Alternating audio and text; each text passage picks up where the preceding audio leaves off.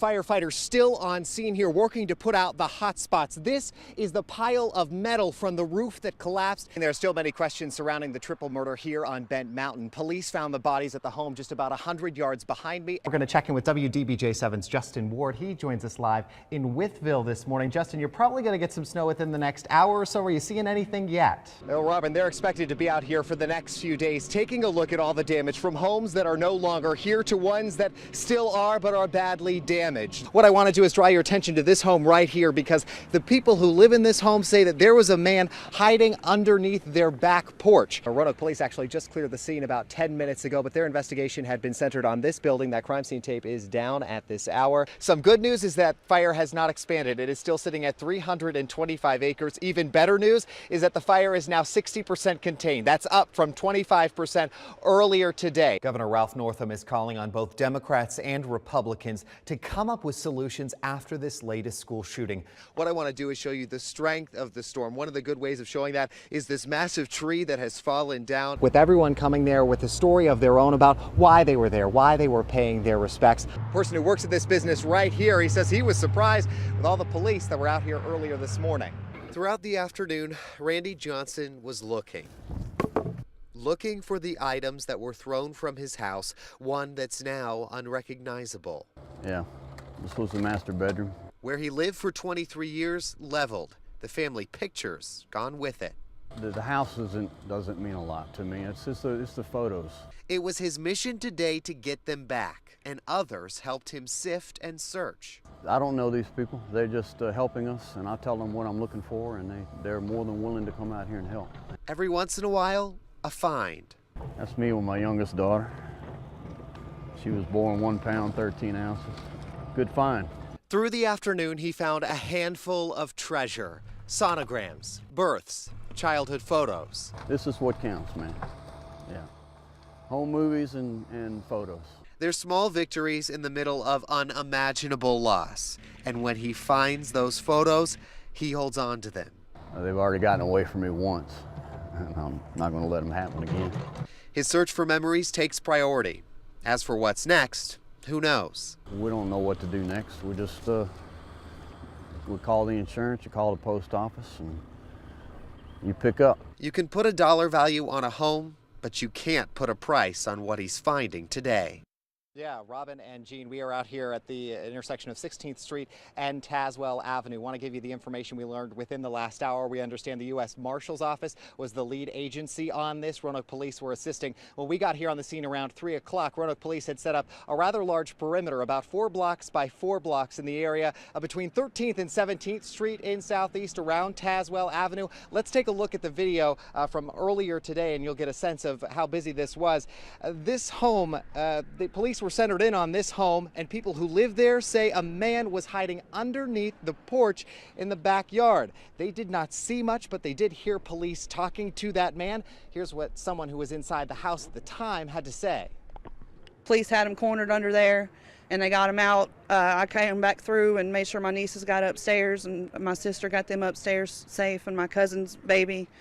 And after that, I don't know, as we stayed up there until the police come back around to the front, and we knew that they had gotten whoever they were looking for.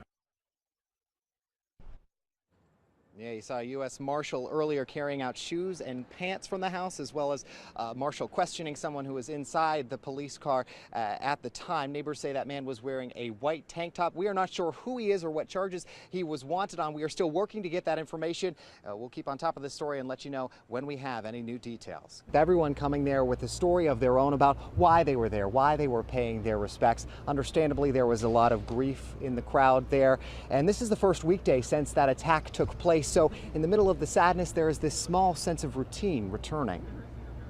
Oh my gosh! Walk down Charlottesville City Mall and you'll hear some familiar sounds. Playing on the carousel to people going about their business. But turn down 4th Street and there's nothing normal about it. It was terrifying. Absolutely terrifying. Zachary Taylor wasn't here on Saturday, but was one of the hundreds who stopped by to pay respects to the victims, including Heather Heyer, who died. I didn't know Heather, but it could have been any one of us. People pausing to take a picture and a minute. Some dropping off flowers, realizing how close they were to the violence. And all of a sudden the procession stopped and people started running. Judy Dunscombe joined in with the counter-protesters Saturday. She heard the screams for help as a car plowed into the group. Days later, it's still not better. Here we are. I mean, it hurts. That feeling of hurt may be here now, but Judy says her city will be fine.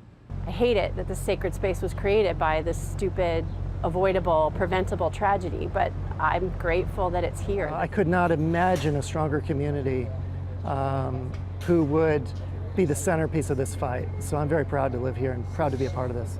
From the memorial to the free speech wall on the mall, it all shows this city's voice is focused on unity and love. Charlottesville's going to be great. We are not afraid. Come on, Willow! Just getting up on a bike is a big deal here. There's a cheering section to prove it, but behind them there's a mother who's quietly watching. I think I'm just mesmerized that she's doing it. Tammy Arnold has her eyes on her daughter Willow, who doesn't have a quiet bone in her body. I mean, I'm already on YouTube, but I guess TV's the best next thing, right? This week she's learning how to ride a bike, a skill that doesn't come easily. Am I steering or are you? Willow lives with cerebral palsy and has difficulty moving around. It's like she had a stroke before she was born, and so her right side does not work. I started trying to ride a bike, but I would always fall off. Willow is spending time on different types of bikes, including this stationary one. Her mom celebrates the small victories. Her foot staying on the pedal is a very big deal. Willow's working with people in the I Can Shine program who travel the country. This week, about 30 people are learning just like her, all thanks to Lee Riddle's family who brought the program here. We just took the plunge and started raising money, and 4 years ago we started the first camp. Willow's learning on adapted bikes first so that she can eventually ride on her own. Let me stop! I really don't like this. They know how to push her, and she loves it. Loves them pushing her. Whoa! Through the pedals come progress. All you have to do is get back up, because I know you won't get hurt that much. Now that's some advice we can all live by. In Roanoke, Christian Heilman, WDBJ 7.